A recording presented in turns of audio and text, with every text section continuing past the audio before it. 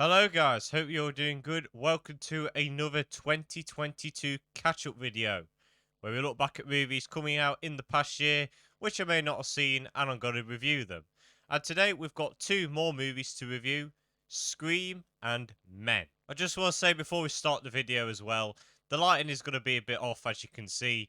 It's not really that light outside, and it's, what is it, 10:30 in the morning, near enough. So yeah, I'm sorry about that, but you never know, it might change, it might become a bit lighter throughout the video. I've turned my light on to see if it works and helps, but obviously not really. But we're going to have to do with it. It's not really something you need to look at anyway. So you just need to hear my voice. So sorry about that, but let's get into the video. So we're going to start off with Scream. And this film is the fifth movie in the franchise. Scream 5, Scream 2022, whatever you want to call it. It's a Scream movie. So this film is directed by Tyler Gillett and Matt Bettinelli-Olpin, and it stars Jenna Ortega, Melissa Barrera, and Neve Campbell. And in the fifth movie in the franchise, the Ghostface Killer returns to Woodsboro, where he attacks another band of misfits, and they have to call up the old generation characters for help. Now, I'm a fan of the Scream franchise. I don't think it's a great franchise or anything. I think the sequels are okay. I like 2, I don't really like 3, but 4 is my favourite. And of course, the original Scream is a classic horror movie. It does a great job at mocking the tropes. And after all those slasher movies we got in the 80s and everything, it was a nice refresher from those. And Scream 2022 tries to revive the franchise and send it on a different path, introduce some new characters which we find the same interesting as the old characters. And those old characters do show up in this movie.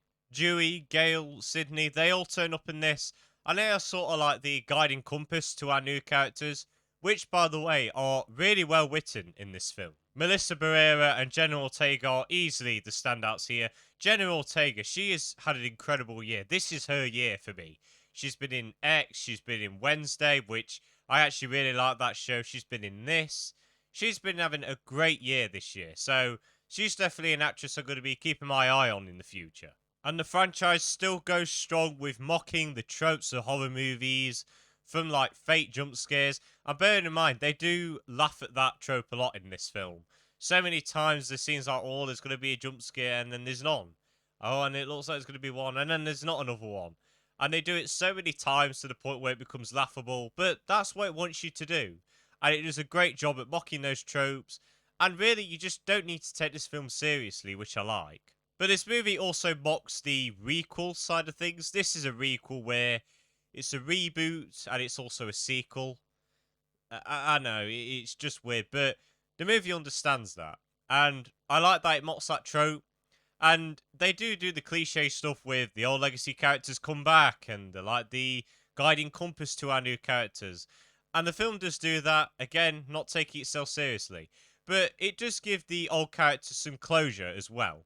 And while there isn't really a lot of it, the humour works well as well. There isn't that much humour in this, which is a slight negative for me, but I'll get into that in a bit. So, yeah, the humour really does work. Maybe laugh out loud a few times. And it just helps that all these actors have some great chemistry together, so the jokes land even better when they're aimed towards another character. But if I'm going to get into any big negatives, this film is missing a lot of what Wes Craven did in the other 4. You could always tell he had a very distinct style with those films, and why they do try and lean towards that style in this film, which I do respect, seeing as he has sadly passed away. I don't know. Like, I just prefer it when he does it. I don't know. It just fits when he does it and when you know he's doing it. So that was a slight negative for me. Also, I said the lack of humour. There isn't that much humour in this, and I wanted it to be a little bit more fun with the humour. So many times where I thought, oh, you could have a joke there, but they didn't. And they were kind of missed opportunities for me. And that is a bit strange, seeing as the Scream franchise is very comedic.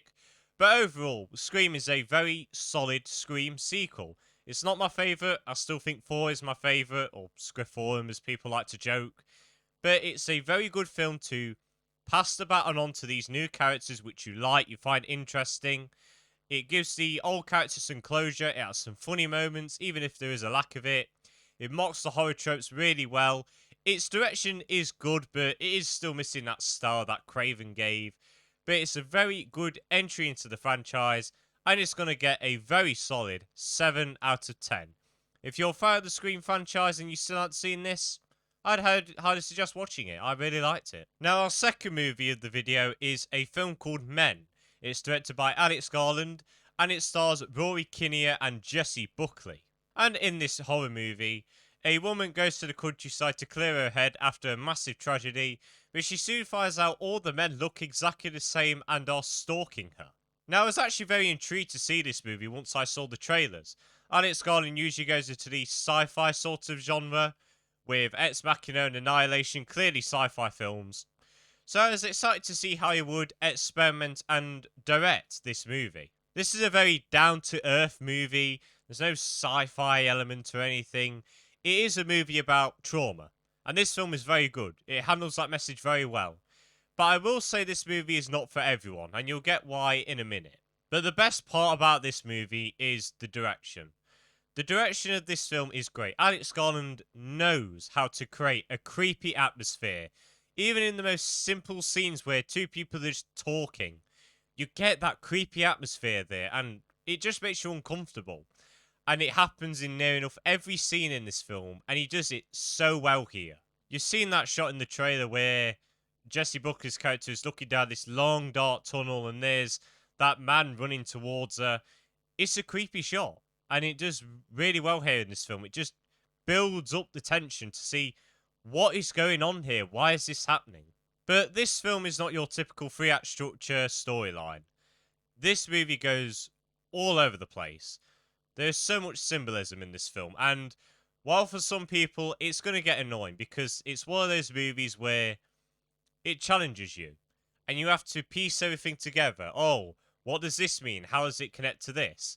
And once you do your research, which I did, you kind of understand, oh yeah, that fits into there, and you understand how it fits into the story. The final act, or final 20 minutes especially, holds that. So much heavy symbolism and loads of just weird visual metaphors. It's so confusing when you watch it first, but again, do your research, you'll get it. But I understand why people don't like this movie, because they just want a simple story where they can understand it. But you're not going to get that with this film, unfortunately. It kind of reminded me of the movie Enemy a little bit, starring Jake Gyllenhaal. That movie is a film which has a lot of metaphors, has a lot of symbolism, where you have to try and piece everything together. It challenges you. And I don't know about you, you could have your own opinion, that's fine, but I like those sorts of movies sometimes.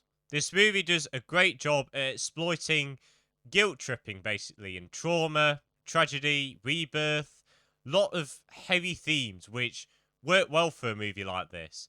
It shows how men try to guilt trip women into staying with them, basically. It talks about mental health, as I said, trauma, and how this main character has to deal with this tragedy because she feels like it's her fault. But this movie is elevated by two incredible performances from Rory Kinnear and Jessie Buckley. Jessie Buckley plays our protagonist, and she's great in this. She really does look and feel like a character dealing with trauma. She feels like she is responsible for what happened to her husband. Small spoiler. But yeah, she does a great job in this. But Rory Kinnear, he steals the show in this movie. He has to play multiple versions of himself, and he does it almost flawlessly. In fact, I would consider this near enough an Oscar-worthy performance. I think he's great in this. There's a few times where it does slip up a little bit, but I'll get into that in a bit. But for the most part, I think he was absolutely excellent in this film. But on to flaws, this movie is not rewatchable. Once you get what it's trying to say, what its messages and themes are, you kind of just don't really need to watch it anymore. And that's something that really bothered me, because I really like to watch this film again, but now that I know what's happening, why it's doing this, I don't know, it's just lost a bit of the fun and intrigue, because this movie is no fun. It's very depressing, very sad, so it's not for the faint-hearted. And as I said, I can understand why people don't like it. And finally, there is one iteration of the man where he's a kid, and they kind of face scanned Rory Kinnear's face to a child, and it looked really bad. I didn't like it. I thought it looked incredibly cheap. Yes, this film didn't have a huge budget, but I would at least liked it to be up to date a bit. So that did take me out a little bit, and it did look a bit ridiculous. But overall, Men is a very dark, very atmospheric, very heavily symbolic and metaphored, but it is a very solid, well-structured movie. It's not for everyone, I get that, but it's elevated by some fantastic direction, amazing performances, some great messages, some great themes. It's aimed towards anyone, but I feel men can really take away from something about this if they do understand its true meaning. And I'm going to give Men a very solid 8.5 out of 10. I really highly suggest watching this film. I think you'll really like it if you're into those very highly symbolic films. But guys, that is it for the end of this 2022 catch up. I hope you all enjoyed. Make sure to leave your thoughts on these movies in the comments. And I'm sorry if there's going to be a bit of a delay before the next video, the top 10 worst movies of the year. But it will be coming out, I assure you. But overall, Merry Christmas, by the way. This is the final video before Christmas. So I hope you all have a nice Christmas, whatever you're doing. Just want to wish you all that. Have a good Christmas. Have a good day. And see you later.